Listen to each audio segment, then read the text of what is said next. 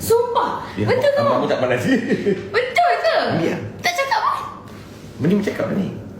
Tak apa cakap apa? Sumpah. Tadi kan busy. Cakaplah sumpah. Sumpah. Sumpah abang. Ya, pergi ambil telefon. Pergi ambil telefon. Maknanya abang tak cakap pun bila dia ni. Bila dia kontak abang? Dia mesej. Bila?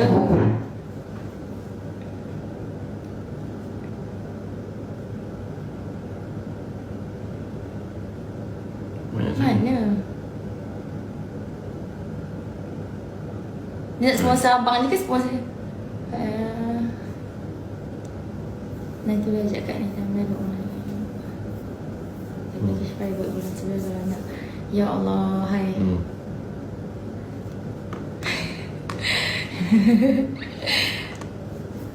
Impian abang terlepas pergi umrah kan.